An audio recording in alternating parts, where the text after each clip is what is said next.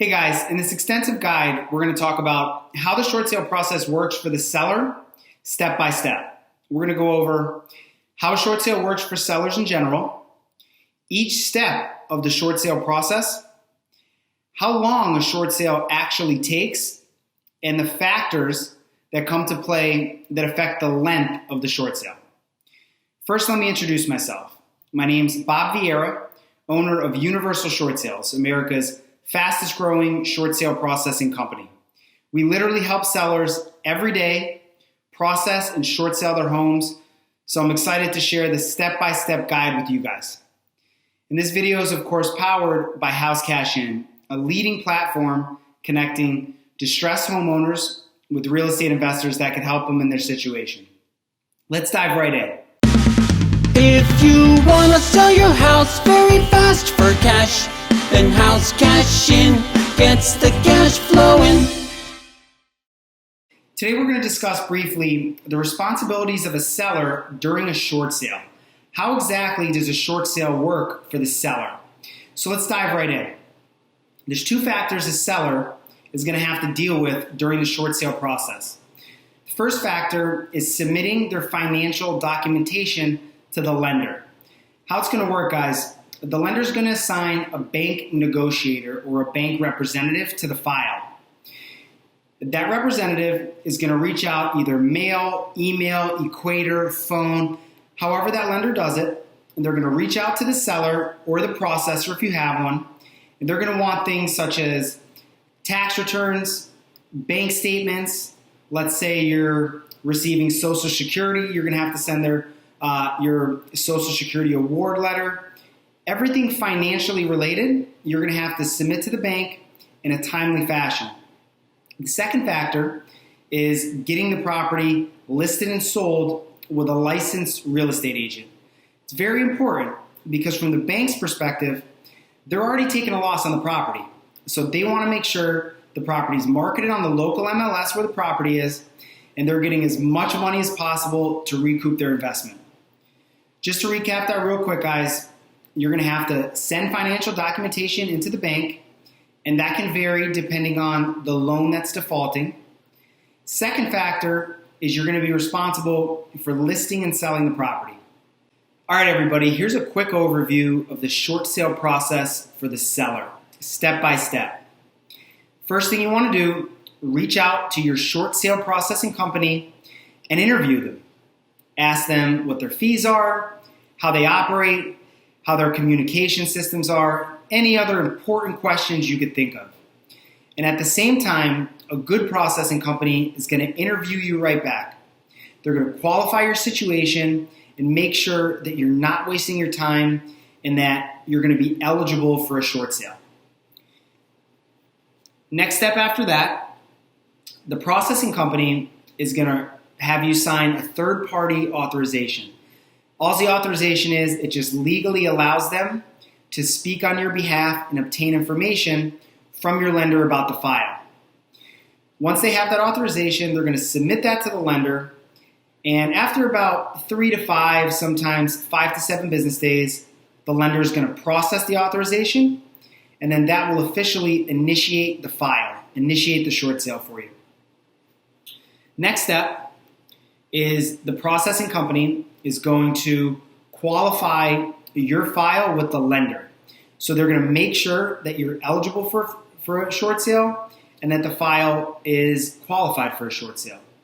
Typically, they should have 4 to 5, maybe 5 to 6 questions that they need to ask the lender to make sure that you're going to be able to do a short sale. Next step after that, guys, after the short sale documentation is passed back and forth, the request for mortgage assistance application is initiated, the processing company is going to assign a listing agent to your property. Now, the listing agent is going to be a market expert. They're going to know the comps, they're going to know the values, and they're going to know how to market properties specifically in your neighborhood. Next step is, and hopefully this happens quickly for you, an offer is going to come in, maybe multiple offers. Then it's up to you as the seller to pick the best offer that you would like to submit to the lender. After you decide what it is, after a consultation with your agent, You guys submit the offer over to the processing company, and the processor is then going to put together the offer package. Now, this is really important because too many people try to put together the offer the same way it would be in a traditional sale, and it's not the case. It needs to be put together in a very specific way. The processor will take care of it. They'll have the title pulled down, the owner and encumbrance report, as well as the preliminary HUD. A good processing company is going to have all that taken care of. After that's complete, they take the full package and submit it to the lender for review. Now, the next step, the lender is going to review the offer. They're going to make sure all the documentation is in place. And then comes the most important part, the appraisal, the third-party appraisal. The lender hires a third-party appraisal company to come out to the property and give them a value. Because remember this, the lender is not in the property business. They're in the lending business. So the chances are they have no clue what your property is worth off the top of their heads. They just don't know the market. Really, they're not interested in it. So that appraisal is going to be the end-all, be-all of whether or not the offer gets accepted. So the appraisal is going to occur. They're going to send that appraisal number back to the lender for a final review. Now, based off of those numbers, the lender is either going to counter the offer or they're going to accept the offer. Now, sometimes the lender will take exactly what the appraised amount is. So if the property is appraised for $100,000, the lender might be strict and counter you at $100,000. That's the number they want. Now, there's other times where the lender will say, we'll take 80% of the value. Using that same example, $100,000 appraisal, they might be okay taking $80,000 for the property. Really depends. It's a case-by-case basis. But either way, they're going to review the appraisal, and they're either going to counter the buyer's offer or they're going to accept it. Next step after that, typically a negotiation will ensue if they counter and the buyer counters back, kind of similar to a traditional sale. And then hopefully the lender and the buyer will agree to an offer and agree to terms. And from that point, the official short sale approval letter is issued. Now remember, you cannot have a short sale without the official short sale approval letter. Once you get that letter, it'll have a settlement day on it. Well, the date you have to settle by, you can settle before it if you want. And then the last and final step, breathe a sigh of relief because it's settlement day and your short sale is complete. All right, guys, probably the most common question I get from prospective customers are, how long does a short sale take? A lot of people in the industry tend to use it as a sales pitch. They use this question as a sales pitch. They tell the customer literally anything they want to hear, that it's going to be the fastest short sale ever, and I got this one done in 30 days, 60 days, 90 days, whatever the case is. The fact of the matter is, it is literally impossible to say how long a short sale can take, and that's for two reasons. The first reason is it depends on the complexity of the file. I'll give you an example. Let's take two short sale situations. Let's say the first situation, the property is located in an awesome location. Investors are flocking to these properties, fighting each other over the houses. And let's say there's only one mortgage on it that's defaulting, and there's no back taxes, there's no IRS liens, its title is totally clean besides the mortgage that's defaulting.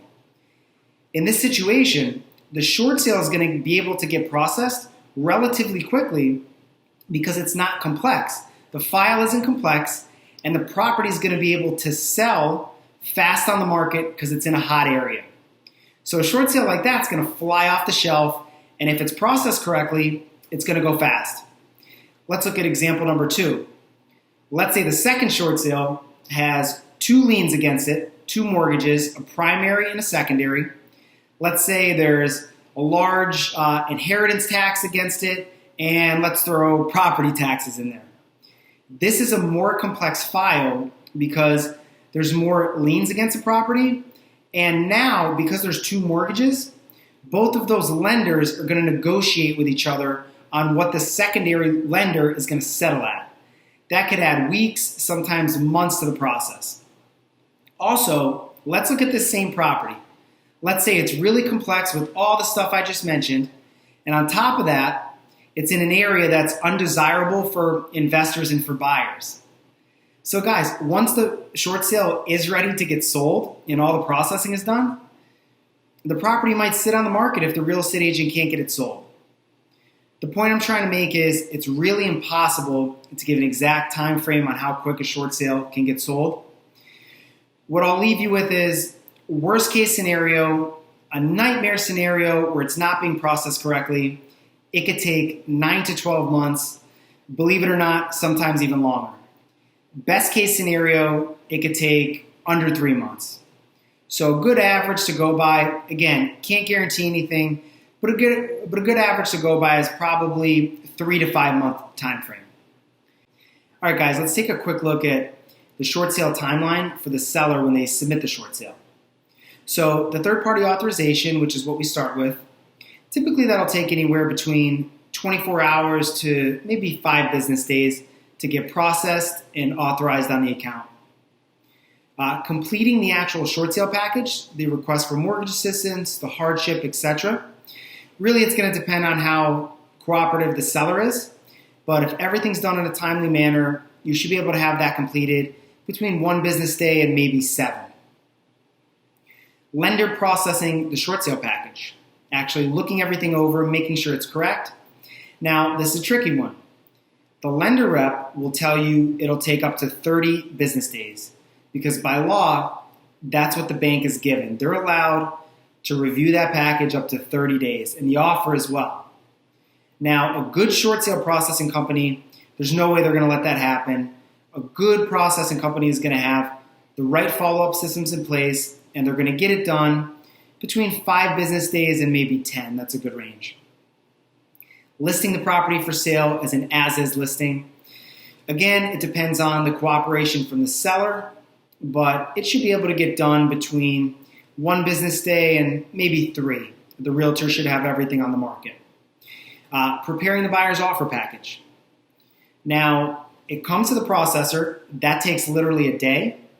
And then you could average around 3 to 7 business days to get the preliminary HUD put together, title pull-down report, and all the rest of the stuff we need for a full offer package to send to the lender. First level lender's review of the offer package. Now remember, the first level review, they're not actually looking at the numbers of the offer. The lender is just checking to make sure all the documentation is there. Then they pass it to the second level review, and at that point, they'll actually review your offer. But the first level review usually will take between 3 days to maybe 5 business days.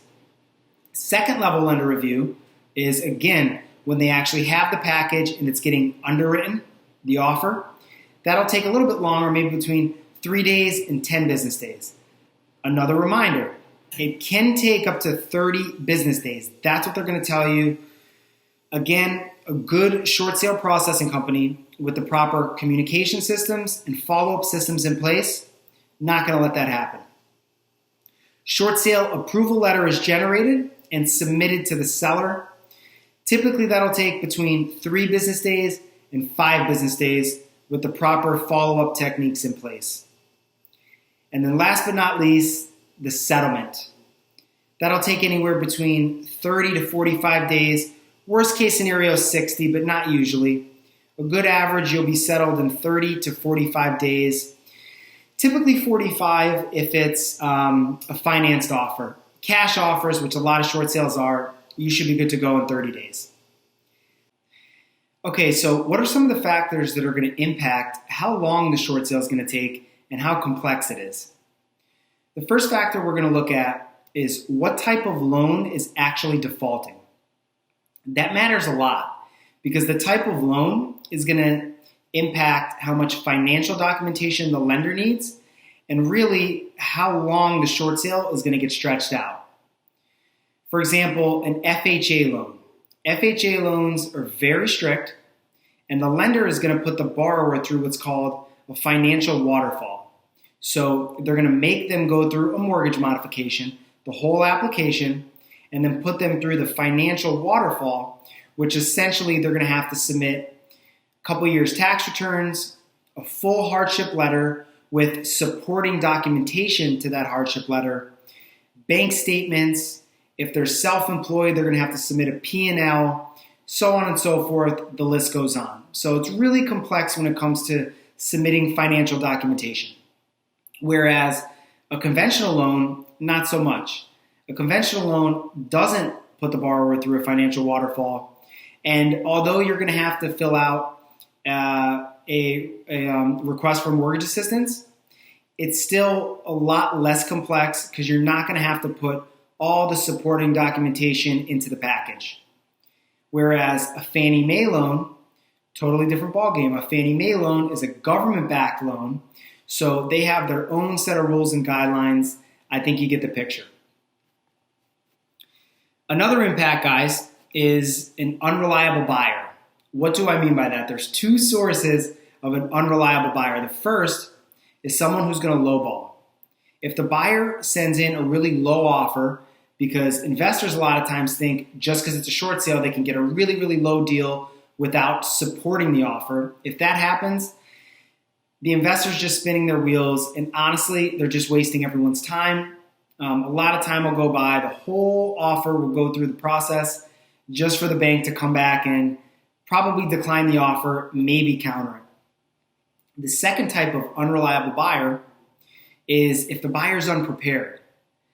Maybe the offer's not low, maybe it's a really solid offer, but they're not prepared with their LLC documentation, their proof of funds, they're slow to execute the documents, there's certain addendums they're going to have to sign related to the short sale. They might fill those out incorrectly, so on and so forth.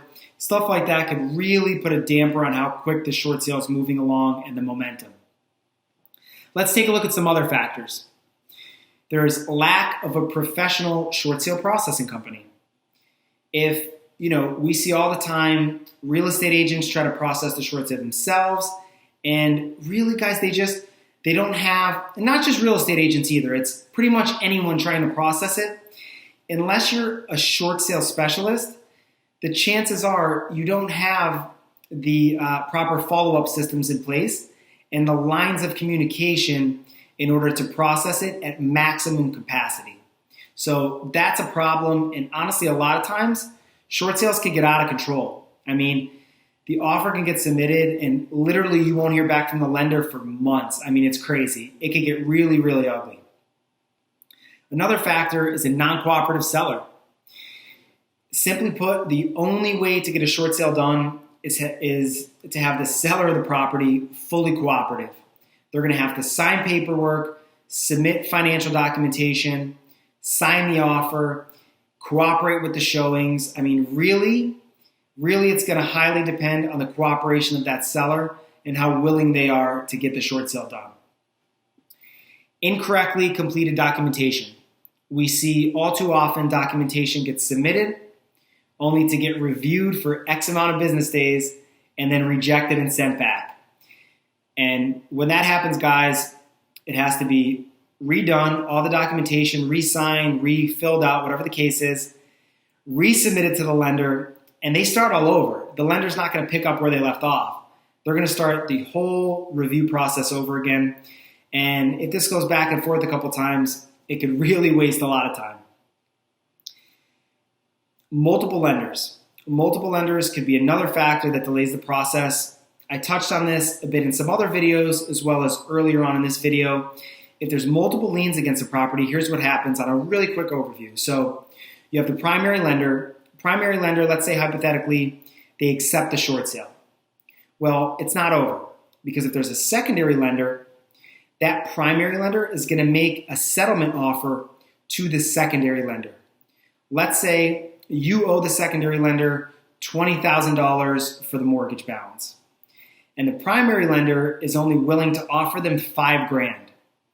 Well, typically the secondary lender is going to look at that and they're going to counter the primary lender to try to get as much of a settlement as possible, to recoup their investment. So really that can go back and forth. Typically a deal is able to get worked out, but it just adds time. IRS lien, this is a big one. An IRS lien, especially when you're dealing with an FHA defaulting file, an FHA lender it's within their guidelines, they won't even let you touch a short sale until that IRS lien is completely discharged from your property. That could take weeks, months. It could be a whole different scenario, whole different subject, but it definitely adds time. Copies of utility and property tax bills. A lot of times, if, let's say you have back taxes on your property of $3,000. Well, guys, there's certain lenders that if it caps, let's say $2,500, they're going to want to see balances for it. They're going to want to see payoffs, utility balances, and a lot of times the title company will have it, which is great, but if they don't, or if they need updated payoffs, the title company needs to order them from the city, and that could take weeks to come in. They have to get them back, submit them to the lender, and it's a process. So it could go quickly if it's processed correctly, but it's definitely going to add time to the short sale timeline. Hope that explanation helps, and we'll see you guys on the next video. Have a great day. If you wanna sell your house very fast for cash, then HouseCashin gets the cash flowing.